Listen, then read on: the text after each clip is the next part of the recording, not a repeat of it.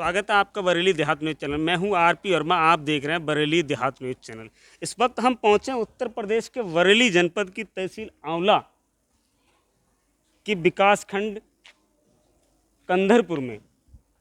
कंधरपुर के पूर्व माध्यमिक विद्यालय पर हम पहुंचे। आइए हम दिखाते हैं पूर्व माध्यमिक विद्यालय जो कंधरपुर है। यहाँ जो अध्यापक हैं, काफ़ी लंबे समय से इस विद्यालय में एक ही टीचर जो कि बहुत ज़्यादा मेहनत करते हैं और अकेले ही बच्चों को संभालने का काम करते हैं। और इस समय देखिए बाकायदा क्लास चल रही है और यहाँ गणित का सब्जेक्ट है। और देखिए सामने बाकायदा क्लास चल रही है। क्या नाम बेटा? अदिति। कौन सा विषय चल रहा है? गणित। गणित में क्या पढ़ाया जा रहा है? वर्ग। वर्ग। तुम्हारा क्या नाम बेटा? पूजा। पूजा। कौन सी क्लास में? 8 क्लास में। ये सभी बच्चे 8 क्लास के हैं?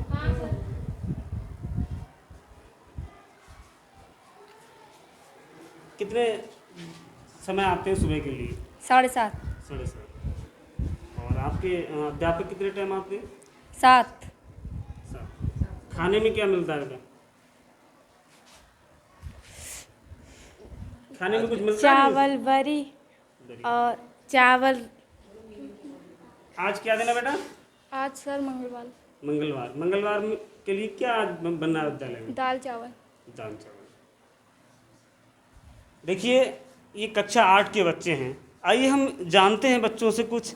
विद्यालय के इंचार्ज प्रधान अध्यापक सुधेंद्र सिंह जी। आइए हम जानते हैं, काफ़ी लंबे समय से इस विद्यालय को वो अकेले चलाने का काम करते हैं। जानते हैं आखिर वो किस तरह से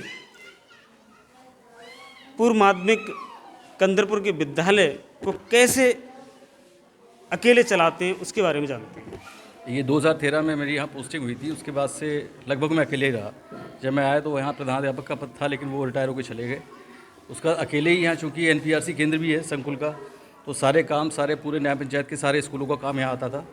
तो उसमें अपने बच्चों को डेवलप किया, कुछ अच्छे बच्चों को निकाला, उनको मॉनिटर बना के, या उनको किसी कभी कभी ऐसा भी होता था कि हम यहाँ छोड़ के बच्चों को जाना पड़ता था, तो बच्चों की हेल्प ली और जो अच्छे बच्चे थे उनको निकाल के बाहर किया, क्लासेस में भेजा उनको। उस टाइम हम भी देते थे, लेकिन मैक्सिमम टाइम नहीं दे पाए। अब हमारे साथ पिछले 1 साल से स्टाफ आ गया, तब से कुछ है। इस समय विद्यालय में सर कितने स्टाफ? केवल 2 लोग हैं, एक मैं और एक सहायक अध्यापक। 2 लोग हैं, कक्षा 3 है। पर किस तरह से आप पढ़ाते हैं? ये डिवाइड कर लेते हैं कि अच्छे बच्चों को तीसरी क्लास में भेज दिया। जैसे हिंदी पढ़वाना हुआ तो बच्चा को हिंदी पढ़ा रहा है, हम लोगों ने 2 क्लासेस चला ली। बीच बीच में एडमिशन्स के लिए बाकी अभिभावक भी आते हैं और बहुत सारे काम होते हैं स्कूलों के। आजकल सरकार द्वारा जो काम दिए जा रहे हैं DBT के, जिसके माध्यम से बच्चों के खातों में पैसा आता है, उसमें भी काफ़ी काम करना पड़ता है। परेशानी तो होती है, लेकिन अगर आप करने पे आ जाओ तो कोई ऐसा असंभव नहीं है कि ना कर पाओ। तो सर जैसे दिक्कत कहने का मतलब ये है कि 3 क्लासों को 2 टीचर चलाएं तो बड़ी उनकी जो समय पर जो उन्हें पढ़ाना है, मैं समझ रहा हूँ समय पर जो विषय पढ़ाना है उसमें बहुत ही बड़ी समस्या होगी। अब उसमें ऐसा करते हैं हम लोग कि 2 टीचर्स का भी टाइम टेबल हमारे पास शासन द्वारा निर्गत किया गया है, तो वो टाइम टेबल के हिसाब से हम टीचर्स को 2 क्लासेस में भेज देते हैं। बाकी तीसरे क्लास को कोई जो अच्छा बच्चा होता है 8th का, तो उसको बैठाल के वहाँ क्लास को संचालित कर दिया जाता है। ऐसे बारी बारी से पीरियड वाइज 2 क्लासेस को हम देखते हैं, बाकी तीसरे में किसी बच्चे को भेज दिया। दिक्कत तो है, लेकिन है, सॉल्यूशन भी है इसका। तो सर जैसा कि यहाँ टीचर की जो कमी है, इसको लेकर आप क्या कहना चाहेंगे?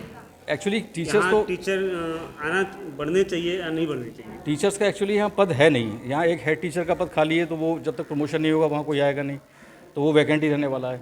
एक हमारे यहाँ सहायक अध्यापिका और थी, श्रीमती संगमित्रा गौतम, वो ARP बन के चली गई हैं, अलीगंज BRC पे बैठती हैं। तो कहने को तो स्टाफ हम 3+1 का है, लेकिन एक पद खाली चल रहा है और दूसरा ARP मैडम चली गई, तो हम 2 लोग हैं।